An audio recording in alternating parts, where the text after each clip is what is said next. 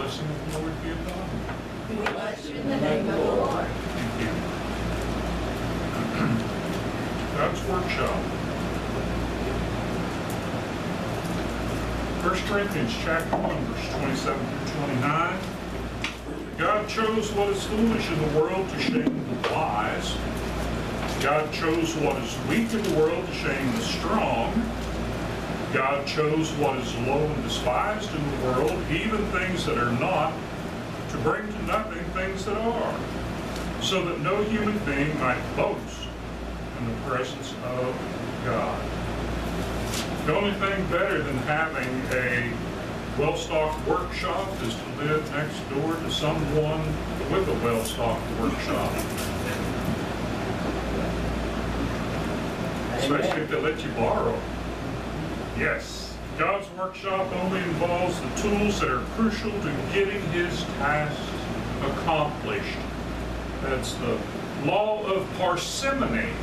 Have you ever heard of that? That's an old, I don't know if it's made up, but it's an old thing that people used to talk about. Preachers used to talk about the law of parsimony. In other words, you do the most with the least that you can.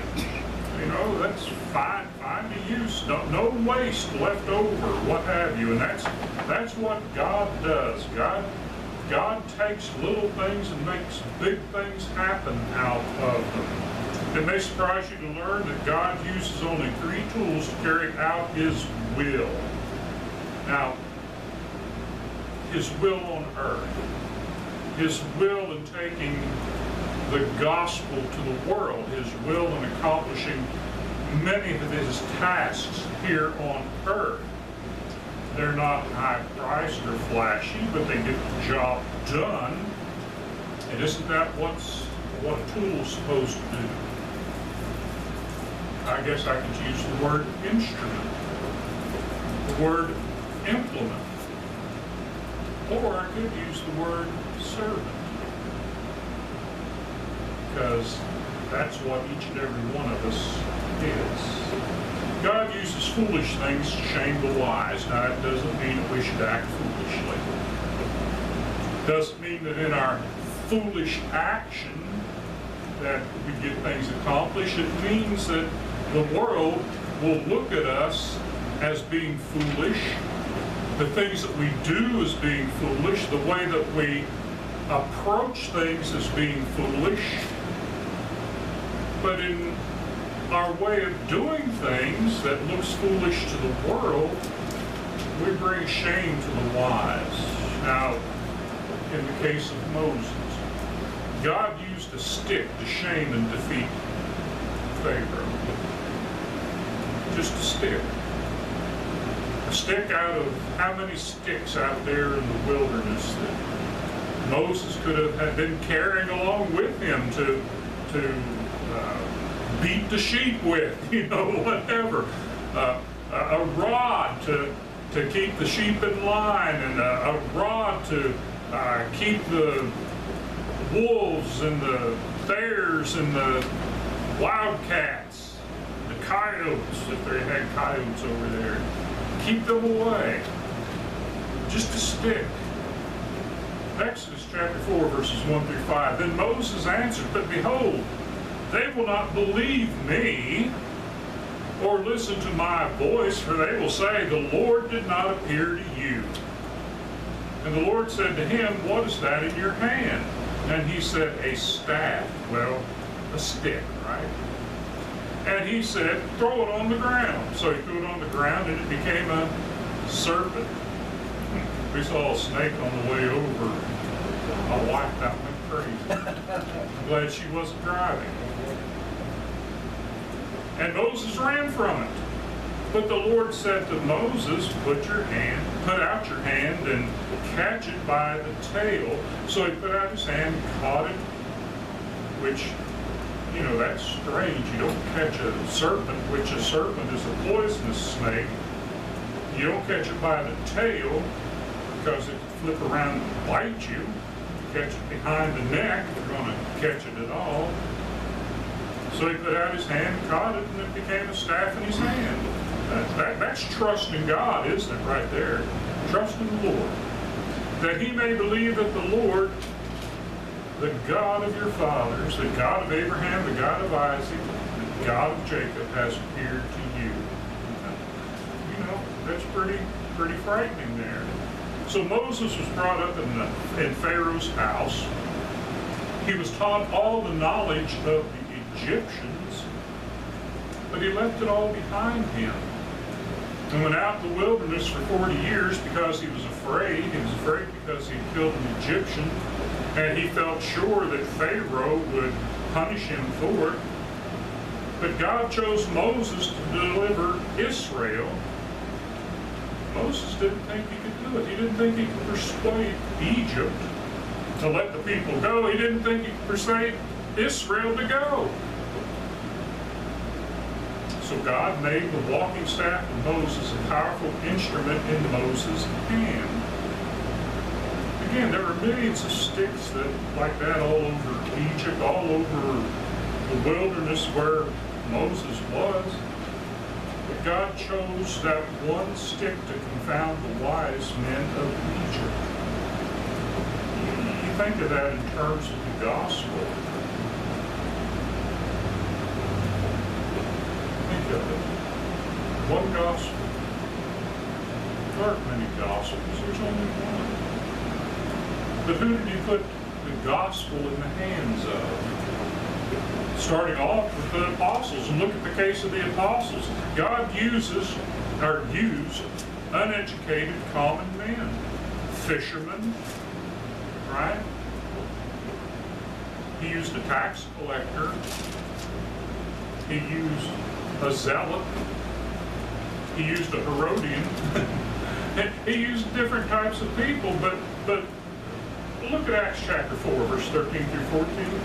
And now when they saw the boldness of Peter and John, perceived that they were uneducated common men, they were astonished. And they recognized that they had been with Jesus. But seeing the man who was healed standing beside them, they had nothing to say in opposition. You know, when the evidence is right there before you, what can you say against the evidence?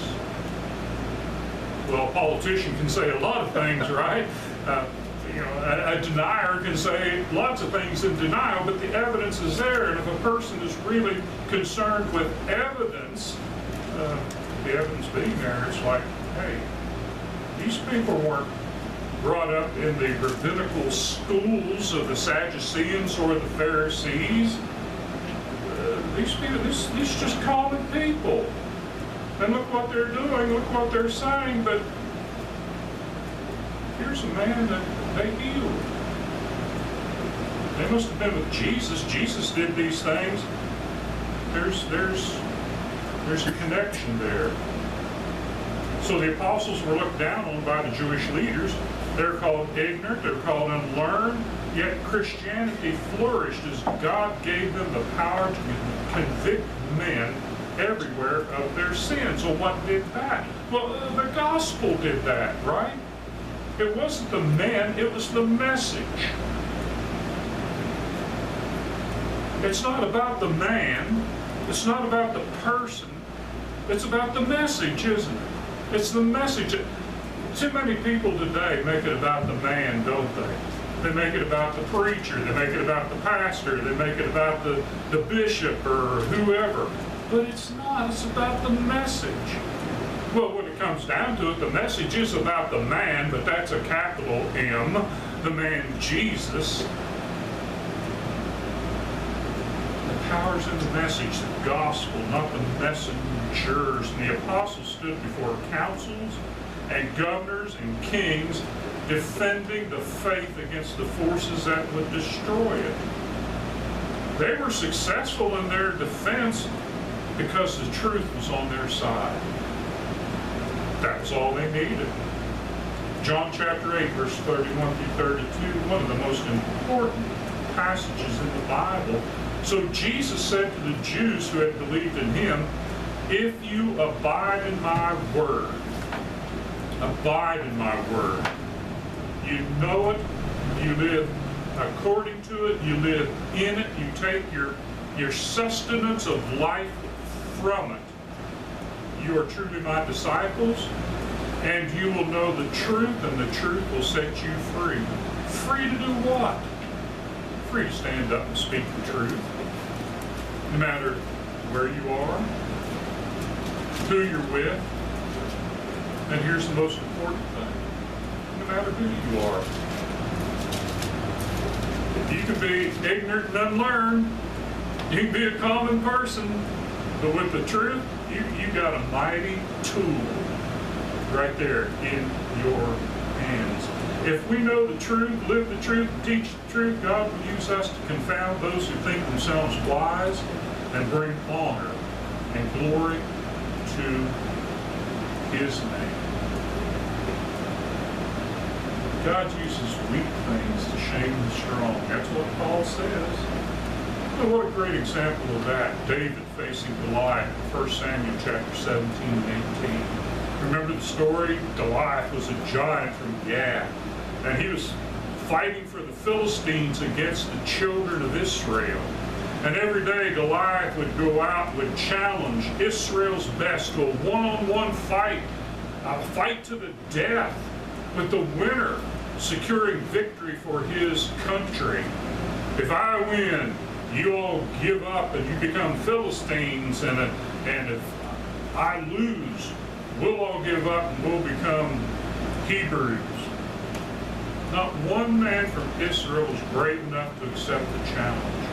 Not even King Saul, who was supposed to be the very best of Israel, right? Stood head and shoulders above everybody else in Israel. He was the ruler. You know what the ruler is? I think I've mentioned this before. A ruler is something that you measure everything else by. Why was everybody else a coward? Because in this instance, King Saul was a coward. He wasn't going to fight Goliath on his own. So one day David came to Saul's camp to visit his brothers, and he heard the boasting of Goliath, saw the lack of courage of his brethren's side, not just his national brethren, his brothers, his physical brothers. And David, being David, volunteered to fight the giant. Look at verses 45 to 47. Then David said to the Philistine, "You come to me with sword and with a spear and with a javelin, but I come to you in the name of the Lord of hosts, the God of the armies of Israel, whom you have defied.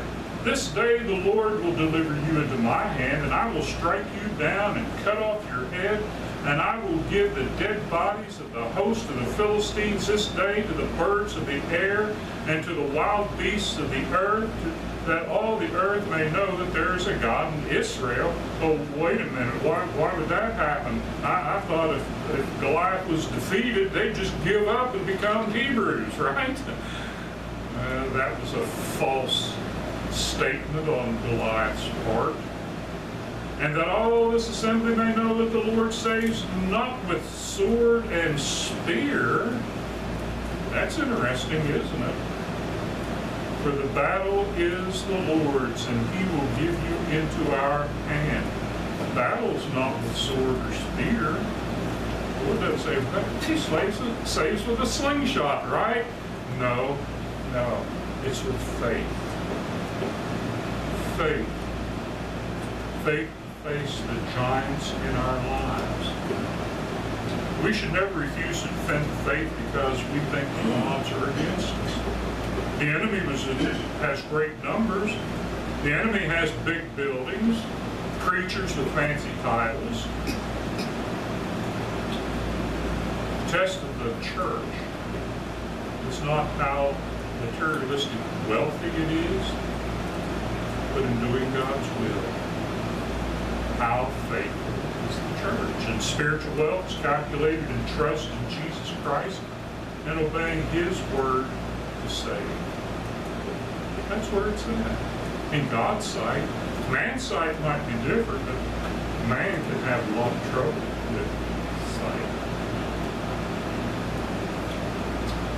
Paul says God uses lowly and despised things of this world and the things that are not to bring to nothing the things that are, Well, the things that are in this world, right? The things that put themselves above everything else in this world. This phrase must be understood in the context of Eastern culture. To say that a person is not, treat him as if he does not exist, or that his existence is of no consequence to the world at hand. In other words, you are nothing. You are just an animal. You are just in the way of everything else. And that sounds like the atheistic point of view, isn't it? You're just an animal. You can be disposed of. You are of no value. That's not what Christianity teaches. Christianity teaches that every person is created in the image of God and has an innate value and purpose in life. God uses what the world sees as lowly and despised, things that are not, to bring to nothing the things that are. What did Jesus say in the Sermon on the Mount? The meek shall inherit the earth. And what is meekness? Meekness doesn't mean weakness. Meekness means power under control. Are we controlled? Are we under Christ's control? Are we to that degree self-controlled because we're under Christ's control? The person who is not in the world's mind is contempt beneath contempt. In modern vernacular, persona non gratis. That's why in the 20th century, the communists in Russia could send millions to the Gulag Archipelago. That's why Hitler could send millions to the death camps. That's why Mao could kill millions in China. They're nothing. They don't deserve to live. That's why so many today are considered nothing. God uses people considered by the world as nothing to bring to nothing those who consider themselves everything. The elitists. 1 Corinthians chapter 2, verses 6 through 8. Paul writes, "Yet among the mature we do impart wisdom. Although it is not wisdom of this age or of the rulers of this age, who are doomed to pass away. But we impart a secret and hidden wisdom of God, which God decreed before the ages for our glory. None of the rulers of this age understood this, for if they had, they would not have crucified the Lord of glory. It's only secret and hidden to them because they refuse to hear it, they refuse to believe it, they refuse to obey it. It's not hidden, it's there. It's been there for how many thousands of years? And it's written in the God of Word. The Word of God. That's just a little confusing one. In God's Word.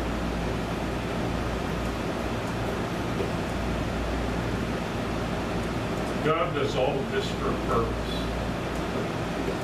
Because God does not do anything for no purpose. Did you ever do anything for no purpose? Just sit back and not do anything? My wife asked me, "What do you got planned for today?" Nothing.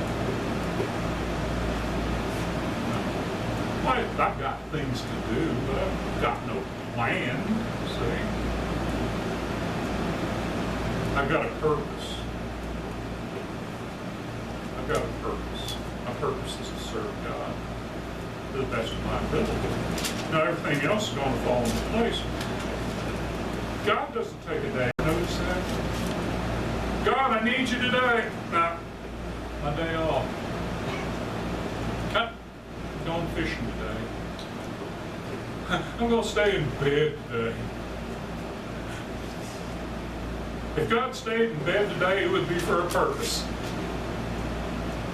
We've seen that in the minor prophets. We see that in the Old Testament sometimes where God says, Israel, Judah, you've worshiped these idols. I'm not going to help you today. But even in that, God's doing it for a purpose, right? God does all of this for a purpose. He does nothing for no purpose. Look at 1 Corinthians 1:29. So that no human being might boast in the presence of God. Nobody can go to God and say, God, what you did wasn't good. God, what you did wasn't right.